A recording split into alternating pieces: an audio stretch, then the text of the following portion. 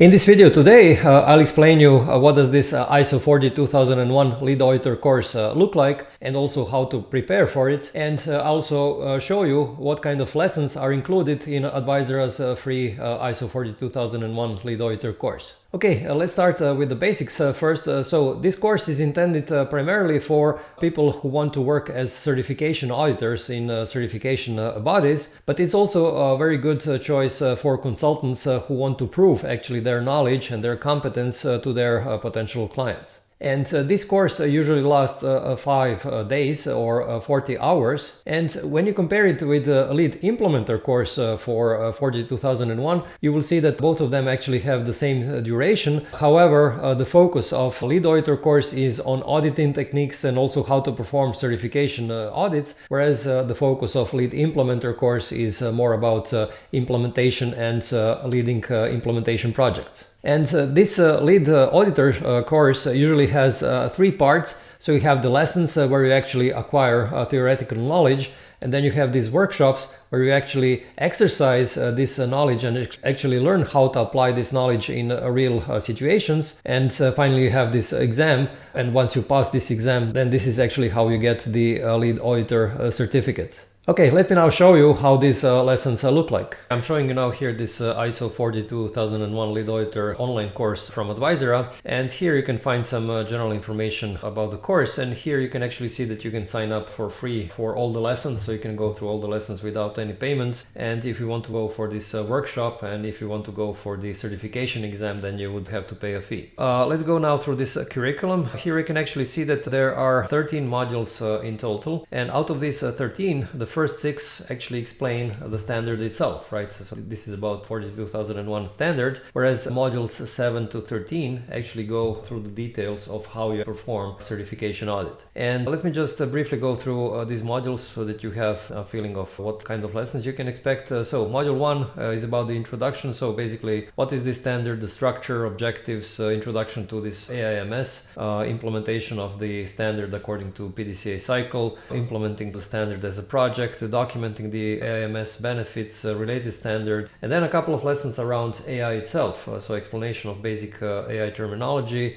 machine learning, neural networks, main components of an AI system lifecycle, and so on. And basically lessons 2 to 5 are about the main clauses of the standard. So let me just briefly go through this. So module 2 is about the clause number 4. So as you can see here, subclauses 4.1, 4.2, and so on. And then you have this clause 5, clause 7. So each of these lessons dives deeper into the detail of each and every clause so that you can learn about it in a thorough way. Module 3 is about clause number 6. Module 4 is about clause number 8. Module 5 is about clauses 9 and 10. And then module number 6 is about the Annex A controls and also the guidelines from Annex B. So there are 38 controls in total, and all of these controls are covered here in this module 6. And then comes this part about auditing. So first of all, auditing basics. So basically techniques for finding evidence, sampling, interviewing techniques, audit findings, non-conformities, observations, internal, external audits, annual audit program, these kind of things. And then in module 8 is an explanation of this auditing standard. As you can see here is this 17021. Also 19011, principles of auditing, competencies, and so on.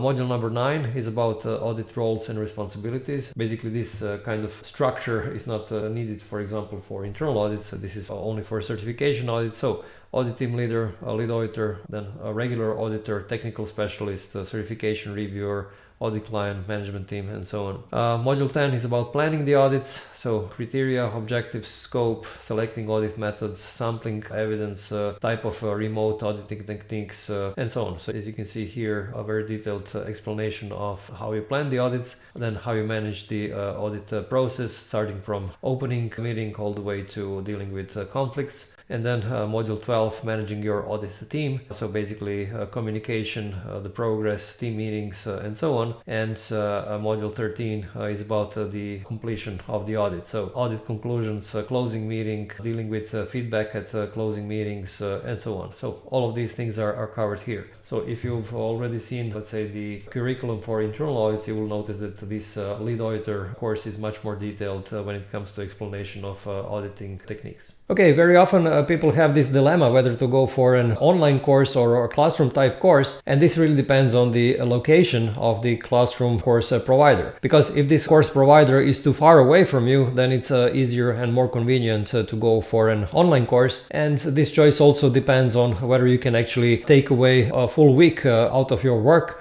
because if you can, then you can go for this classroom type course, and if not, then you can go for this pre-recorded online course, because then you can dedicate 1 or 2 hours per day to go through all the lessons. And there is also usually a dilemma which course provider to choose, and basically you have 3 criteria for that: the reputation, quality, and accreditation. And reputation basically means what other students think about this course or a course provider, what kind of feedback did they give related to this course. Quality means the clarity by which instructor is presenting the whole course material. In other words, how quickly can you actually learn from this course instructor. And accreditation means that there is an official confirmation that this course is of the highest quality, and this accreditation is given by accreditation bodies or certification bodies. And if you want to work as a consultant, then it doesn't really matter which kind of accreditation body accredited the course, but if you want to work as a certification auditor for particular certification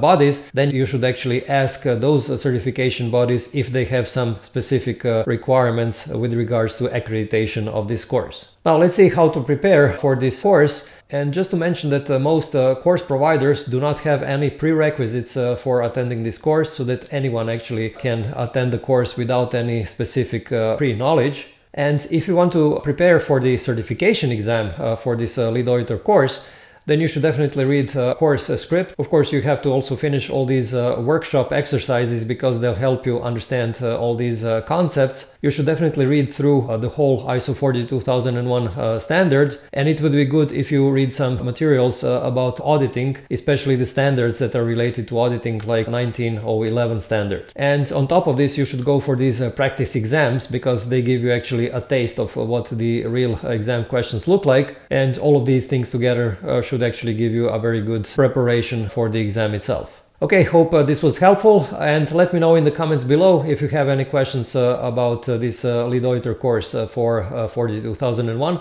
and I'll respond as quick as I can. And to access this ISO 42001 Lead Auditor course from Advisera that I was showing you, click the link in the description below, and you'll be able to open this free student account for this course, and you will be able to go through all of the videos without any payment. And you would have to pay only if you want to go for this online workshop and for this certification exam. And see also my next video that gives a more detailed comparison between this Lead Auditor course and Lead Implementer course and Foundations and Internal Auditor course. And if you like this video, please give it a thumbs up, and you can also subscribe to my YouTube channel not to miss any of my new videos, and I publish videos about AI governance and cybersecurity governance every week. Thanks for watching.